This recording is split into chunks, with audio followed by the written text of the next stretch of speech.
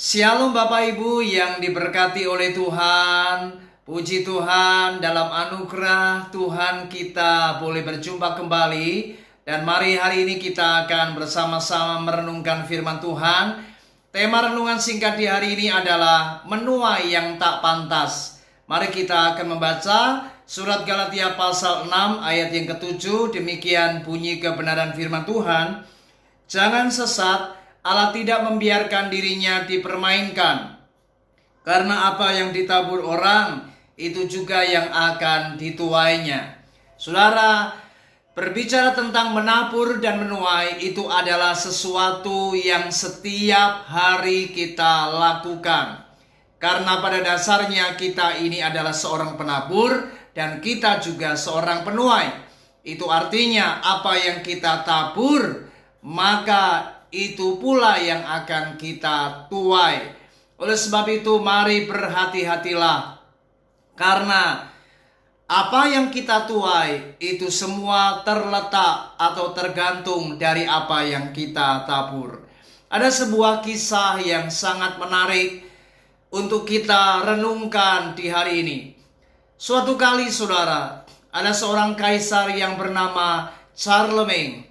Charlemagne ini seorang kaisar yang memiliki kerinduan. Ia ingin mempunyai sebuah lonceng yang besar untuk dipasang di sebuah gereja yang ia bangun. Kemudian ia memanggil seorang seniman yang bernama Tenco.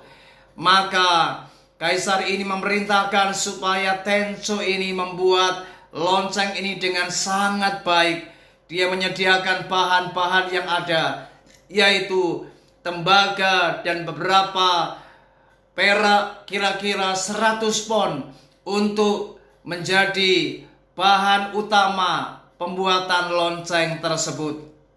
Namun apa yang terjadi?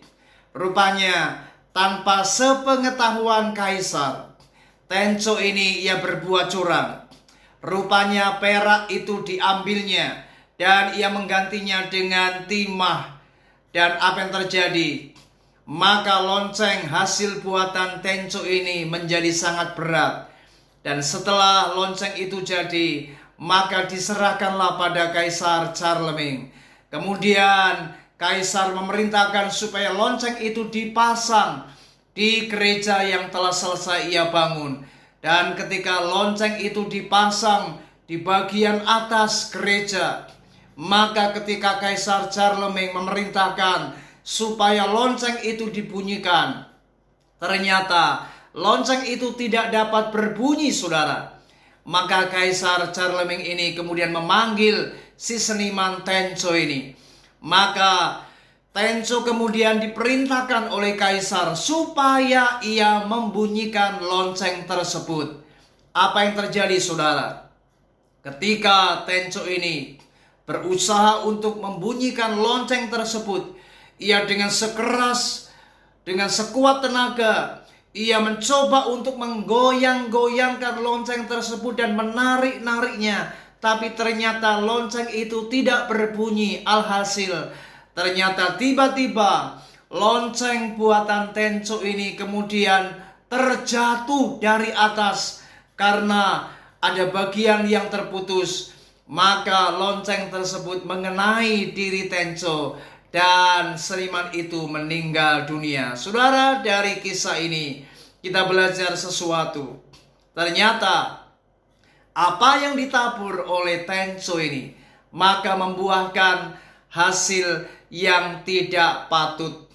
Ia menerima perkara yang tidak pantas. Mengapa ia harus meninggal dengan lonceng buatan yang ia buat sendiri? Karena ternyata ia berbuat curang. Saudara, mari kita baca Amsal pasal yang ke-22 ayat yang ke-8. Firman Tuhan berkata, orang yang menabur kecurangan akan menuai bencana, dan tongkat amarahnya akan habis binasa. Perhatikan, dikatakan orang yang menabur kecurangan akan menuai bencana. Itu artinya apa yang kita tabur jangan main-main, saudara.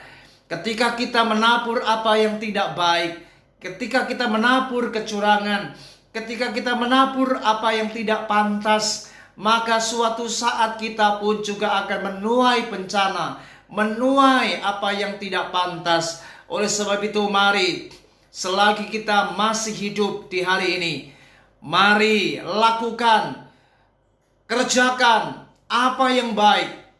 Dan ingat baik-baik, setiap perbuatan kita itu akan mendatangkan apa yang namanya tuaian di hari esok. Itu sebabnya hari ini, lakukanlah apa yang baik, lakukanlah apa yang berkenan, lakukanlah apa yang patut. Karena ini semua akan menentukan apa yang akan Anda terima di hari esok. Ingat saudara, Allah tidak bisa dipermainkan. Ingat, hukum tabur tuai itu berlaku kepada siapapun tanpa pandang bulu. Oleh sebab itu, berhati-hatilah di dalam menjalani kehidupan dan berhati-hatilah di dalam melakukan apapun. Ingat, orang-orang yang menabur apa yang tidak pantas, maka suatu kali ia juga akan menuai apa yang tidak pantas. Puji Tuhan, kiranya renungan ini kembali mengingatkan kita untuk kita mawas diri dan berhati-hati di dalam melakukan segala sesuatu, di dalam kita melakukan apapun, baik di dunia pekerjaan, di dunia pelayanan, bahkan setiap perbuatan kita, semuanya akan menentukan apa yang akan kita terima di kemudian hari. Tuhan Yesus memberkati kita. Shalom.